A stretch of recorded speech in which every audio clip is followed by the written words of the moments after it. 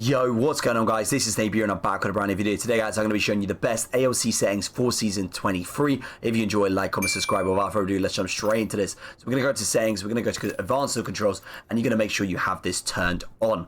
Now, we're going to go straight into Deadzone. Now, this one, I think, personally, it depends on what type of controller you're using, how old the controller is. Now, I'm using an eSwap X2 with the SH5 analog sticks, which basically means my controller will never get stick drift, okay? So which is why I have the ability to actually use zero Deadzone. Now, if you have an older controller and potentially you're finding that your sticks are drifting off, I personally would have it turned up a little bit more so you can cancel out the stick drift, therefore you have more control. I do find that if you have Deadzone too low and you potentially have that older controller and it's drifting off, it puts you off, and especially when you're aiming at range and you're trying to be as accurate as possible, it's not going to help you and it's not going to assist.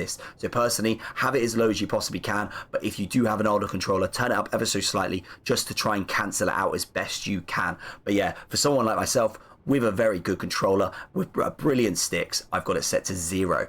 Next up, we've got outer threshold. I've got that set to 1%. Never had any need to have this any higher or any less. I really find that this is perfect for me. Moving on, we've got response curve. Now, if you have a higher response curve, it's going to feel more dull. If you have a lower response curve, it's going to feel more twitchy and fast. So I have it set to 5. So it's not too low that it's actually going to be a hindrance where it's going out of control and I've not got the control I need. And it's also not too high where I'm finding that it's too dull and I'm really struggling to actually, activate, move, react. It's just not working very well. So that is why I have that set to 5, and 5 has been always very, very good to me.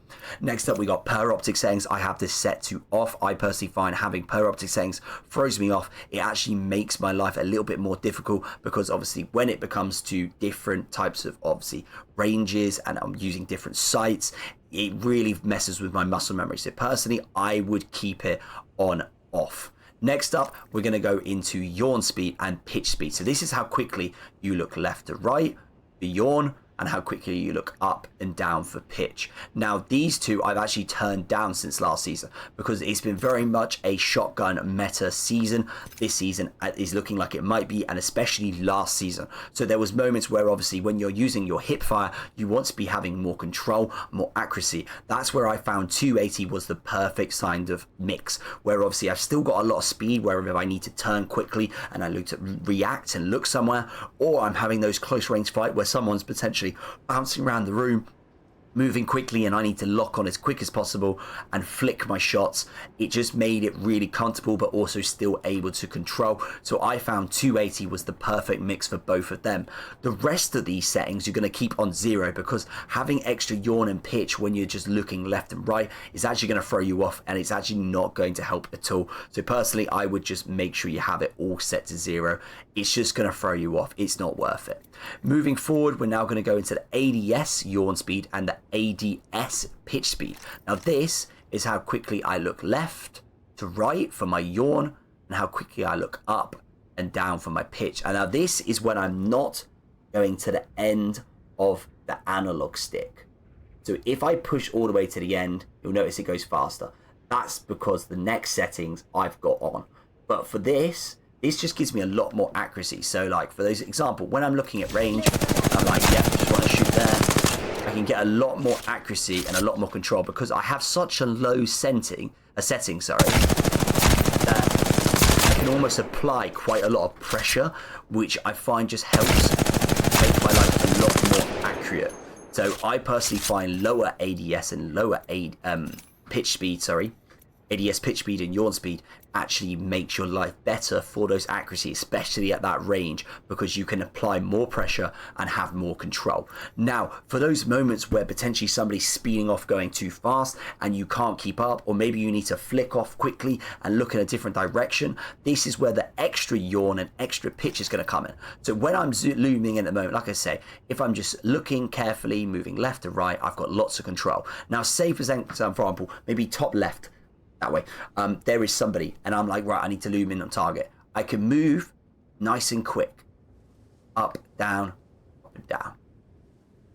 like so. So it gives me a lot of speed, but at the same time, if I was then right, I need to lock in, I could slow down and I can be more accurate. So it really gives you that mixture of speed, but also control. Now, the only other thing I also have added on, don't have ramp up time because I find ramp up time is actually a hindrance, but I do have 5% delay on. Last season I had 10% on. The reason I've gone lower on that is because I found that 5% was the perfect spot for it's not actually, you know, still pinging off and going too fast, maybe if I didn't mean to go that far. But it also is actually just slowing down that delay so that if there is a moment where I need it to be as quick as possible, the 5% is the perfect amount where I could just go boom, all right, cool, I actually want to go that way, and the controller can register that and send me flying in that direction, ready to start beaming and obviously ADSing in that way. So yeah, those are my settings. Apart from that, obviously make sure you got your target compensation on, make sure you got your melee compensation on, and also depending on what you're on, default if you're on console, and PC and if you're on PC. Obviously if you're going to start playing in PC tournaments, turn that on also if you want to start warming up in the range if you're on console, because you're going to need to be getting used to their aim assist. But apart from that, guys, that is my best ALC settings for season 23. I really do recommend them. I got so much love on the last video last season, and a lot of people really like the settings. I made a few tweaks to it this season. I honestly feel like they were even better than before. So yeah, guys, if you have enjoyed, please like, comment, subscribe, and I'll see you all in the next video.